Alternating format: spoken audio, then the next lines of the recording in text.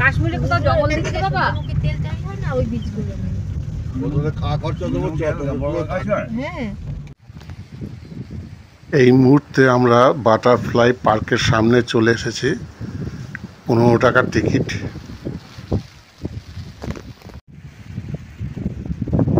কিছুক্ষণ আগেই বেশ জোর বৃষ্টি হচ্ছিল। যখন আমরা হোটেল থেকে বেরিয়েছি তখন অনেক জোরে বৃষ্টি হচ্ছিল। এখন বৃষ্টি হচ্ছে, তবে খুব ফোঁটা ফোঁটা সামান্য। দেখা যাক যদি ছেড়ে যায়। এই তো আমাদের কষ্টে বিফলে যাবে না।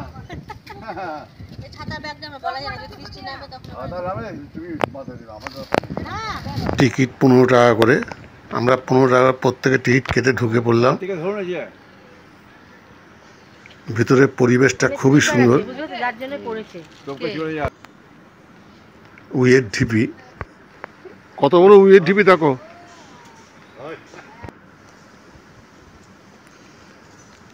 বিভিন্ন মূর্তি বানিয়ে রেখেছে, একটা মডেল করে রেখেছে আর কি।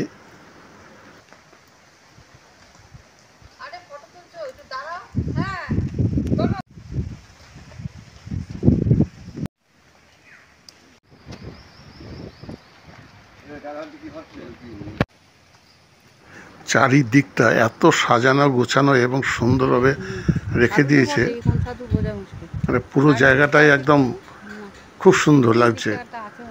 আর এই পাহাড়, এই মানে পার্ক আর কি, পার্কটা একটা সাইডে খাদ আর একটা দিকে একটা পাহাড়, মানে তার মাঝখানে যতটুকু জায়গা খালি আছে ঠিক সেইটুকু জায়গা পার্ক বানিয়ে রেখেছে। ফুলের বাগান থেকে শুরু করে বাচ্চাদের খেলবার জায়গা সব আছে এখানে।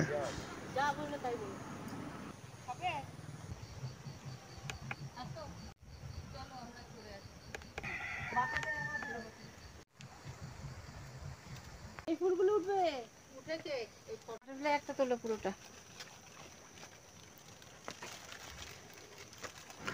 এখানকার পার্ক দেখা আমাদের শেষ হয়েছে। এখন আস্তে আস্তে সবাই বেরিয়ে আসবো, বেরিয়ে যেয়ে নতুন একটা জায়গায় দেখতে যাব।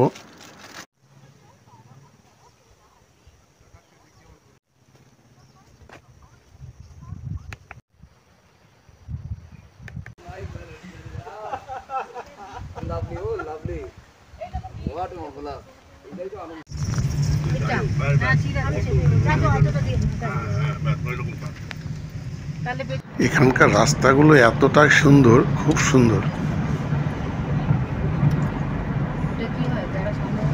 আর চারদিকটা যে পরিবেশটা, মানে তাকিয়ে দেখবার মতন এত সুন্দর একটা পরিবেশ। আমরা প্রথমে ভেবেছিলাম দারিংবাড়িটা একটা পাহাড়ের মধ্যেই হবে। হ্যাঁ, পাহাড়ের মধ্যেই আছে, চারদিকে পাহাড়। আর দারিংবাড়িটা একদম সমতল, টোটালটাই সমতল। যেরকম কাশ্মীরে যেতে গেলে সমস্ত পাহাড় পেরিয়ে যে যখন কাশ্মীরে শ্রীনগরে যাওয়া যায়, তখন শ্রীনগরটা কিন্তু সমতল। এখানেও ঠিক তাই, চারদিকে পাহাড়, মাঝখানে একদম সমতল ভূমি। সেই জন্য এখানে দারিংবাড়িতে কাশ্মীর, দ্বিতীয় কাশ্মীর বলা হয়। সেটা আগে বুঝতে পারিনি, মানে আসার পরে এটা বুঝতে পারছি যে সত্যি এটা দ্বিতীয় কাশ্মীরই বলা যেতে পারে। যারা বারবার দার্জিলিংয়ে ঘুরতে চান, আমি তাদের কাছে অনুরোধ করব একবার দারিংবাড়ি ঘুরে আসুন, আপনাদের খুব ভালো লাগবে।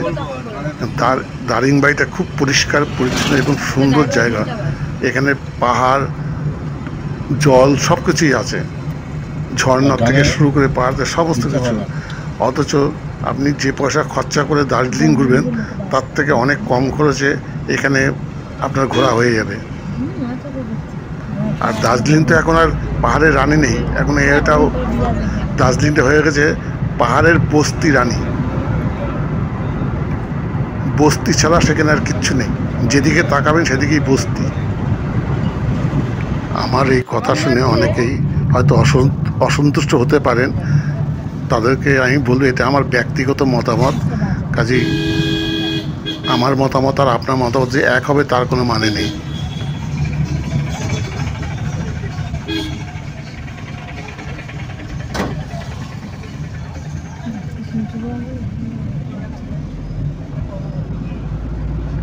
এখন আমরা ইমো পার্কের দিকে যাচ্ছি, মানে ইমো জু আর কি। আমাদের ড্রাইভার দাঁড়িয়ে আছে, খুব ভালো ড্রাইভার, কথাবার্তা এবং চালানো খুবই সুন্দর। আমার কাছে কত পাবি? এখানে 10 টাকা করে টিকিট, 10 টাকা টিকিট কেটে আমরা ভিতরে প্রবেশ করলাম।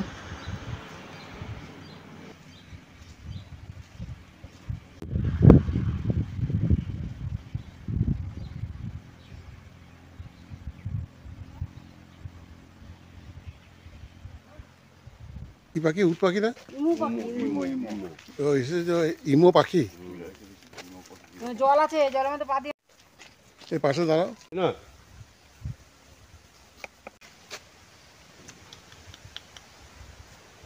ইয়ে করবে আপনার উপর দিয়ে উঠে যাচ্ছে মুখ। হ্যাঁ, ঠক্কর মেরে দেবে, গলা তো অনেক লম্বা।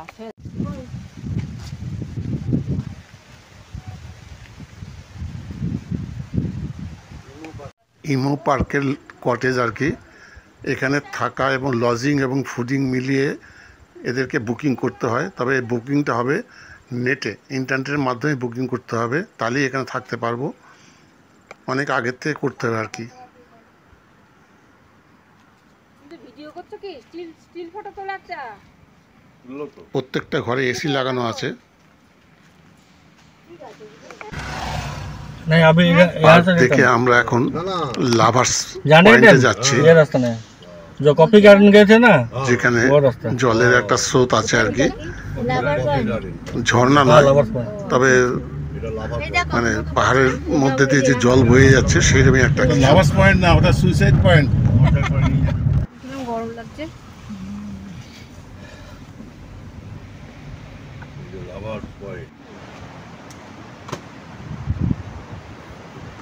এটা পার্কিং এরিয়া, এখানেই গাড়িটা রেখে ভিতর একটু এগিয়ে যেতে হবে আর কি।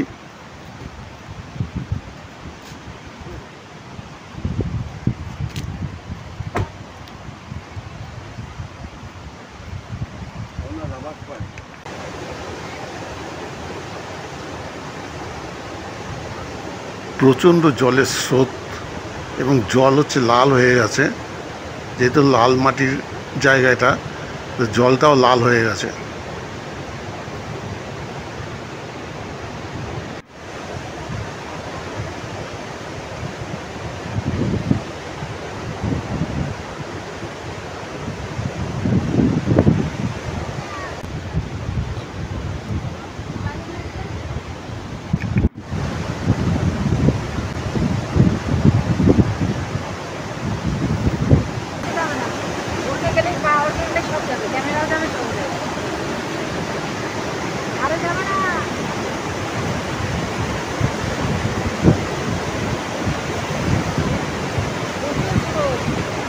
টকটকে লাল হয়ে গেছে।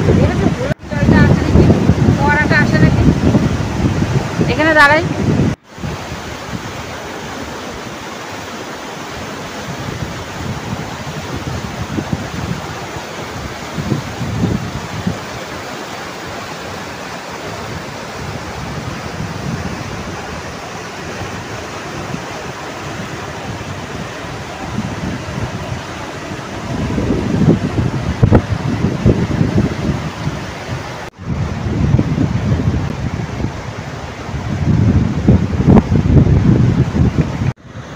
ভাবছি এই দোকানটা লিজে নিয়ে নেব, কেমন হবে?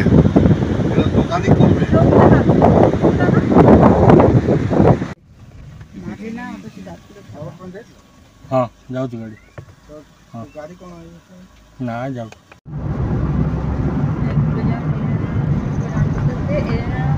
এরকম হয়ে যায় ট্রেনটা ওটার সময় বুঝে এরকম ছেড়ে দিয়ে উঠে গেল। আবার আমার সময় এরকম উঠতে কাজ ঝাট করে নিয়ে বেরিয়ে যাবে।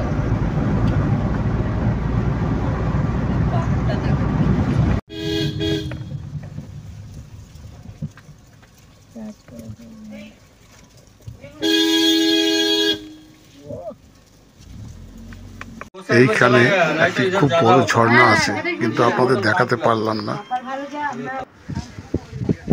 মান্দাসুর পয়েন্টে চলে এলাম।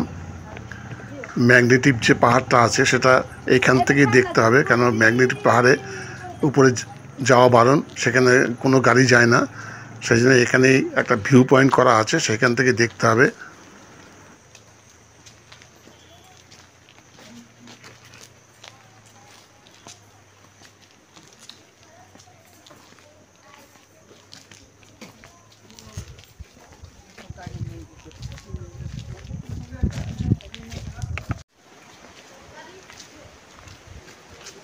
এইটার উপর দাঁড়িয়ে থাকতে হবে? ওয়াচ টাওয়ার, এটার উপরে?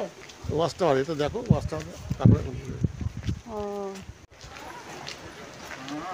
ওই চেরাপুঞ্জির মতো আমাদের সামনে যে পাহাড়টি রয়েছে, যেটা মেঘে ঢেকে আছে, ওই পাহাড়টা হচ্ছে ম্যাগনেটিক পাহাড়। আর আমরা দাঁড়িয়ে আছি ভিউ পয়েন্টে। আমরা যে আসছি না, আমরা মনে হচ্ছে পাহাড়ের রাস্তা মাঝখান দিয়ে আসছি, ওই জন্য এক একটা পাহাড় টপকে টপকে এই পাশে।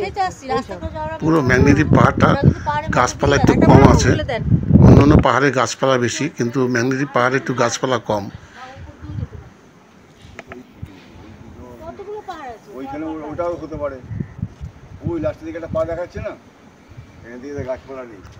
এখানেও কটেজ আছে, কেউ থাকতে চাইলে এখানেও বুকিং করতে পারেন। আমি বলছি যে তাহলে এখানেও তো এত দূর নিয়ে পয়েন্ট আছে, এত পাহাড়, সে কথাটাই বলছে।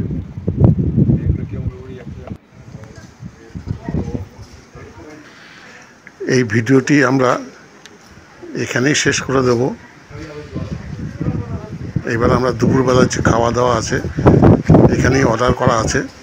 আমাদের যে ড্রাইভার আছে সেই ফোন করে বলে দিয়েছে এখানেই দুপুরে খাওয়াটা খেয়ে নেব। আর আমার এই ভিডিওটা আমি এখানেই শেষ করব।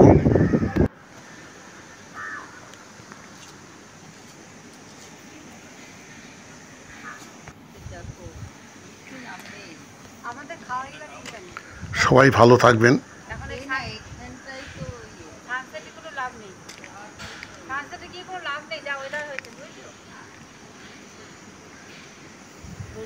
এখানেই আমার ভিডিওটি শেষ করছি।